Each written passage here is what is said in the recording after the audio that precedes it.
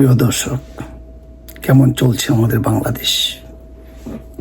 5ই আগস্টের পর আমরা বলছি নতুন করে দেশ স্বাধীন হয়েছে, দুর্নীতি মুক্ত হয়েছে।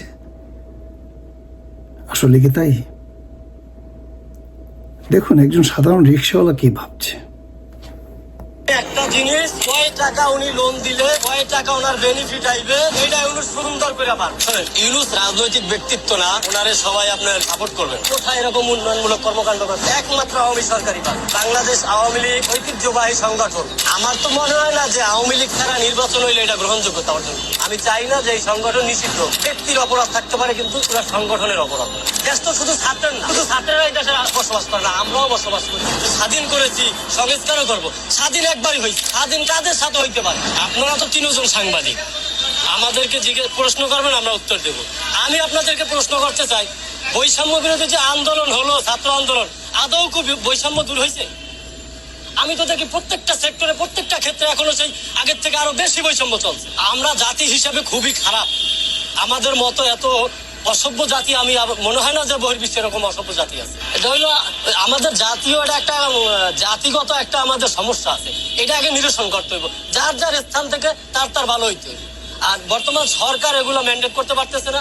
আর উনি রাজনৈতিক কোনো ব্যক্তিত্ব না, ওনার দিয়ে সম্ভব না। এখানে প্রয়োজন, খুবই জরুরি প্রয়োজন রাজনৈতিক ব্যক্তিত্বের।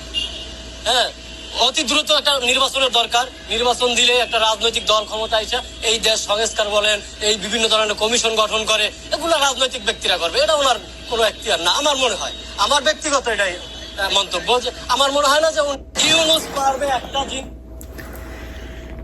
এই লোকটা যা বলল, দেখুন, একটু ভেবে দেখুন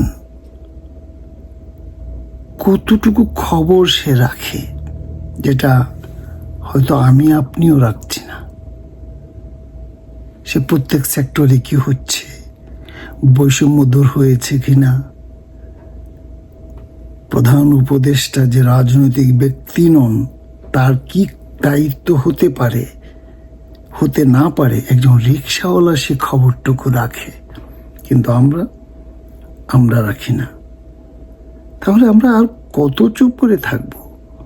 আমি আগেও বলেছি, এখনো বলছি, আমাদের এই দেশকে বাঁচাতে হবে।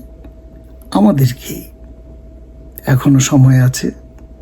আসুন আমরা রাস্তায় নেমে পড়ি, এই সরকারের বিরুদ্ধে জনমত গড়ে তুলি। এটা পরিষ্কার হয়ে গেছে, এই সরকার দিয়ে আর দেশ চালানো যাবে না। কারণ যে বৈষম্য বিরোধী ছাত্র আন্দোলন হয়েছে, যে বৈষম্য বিরোধী বিজয়ীরা, সমন্বয়ক, তারা নিজেরা চাঁদাবাজি শুরু করছে। আপনারা ইতিমধ্যে দেখেছেন একজন সমন্বয়কের ব্যাংক অ্যাকাউন্টে কোটি কোটি টাকা লেনদেন হয়েছে। তাহলে হ্যাঁ, আমি বলছি না যে আওয়ামী লীগ ভালো করেছিল, বিএনপিরও অতীত ইতিহাস ভালো নয়। আওয়ামী লীগ, বিএনপি যেই আসুক, সে একই রকমই হবে। তাহলে আসুন না আমরা সবাই মিলে নতুন একটি সরকার গঠন করি। এখনই সময়। একবার ভাবুন, আপনার জন্য, আপনার সন্তানের জন্য, আপনার ভবিষ্যৎ জেনারেশনের জন্য। আজ এ পর্যন্তই। সবাই ভালো থাকবেন, সুখে থাকবেন, নিরাপদে থাকবেন।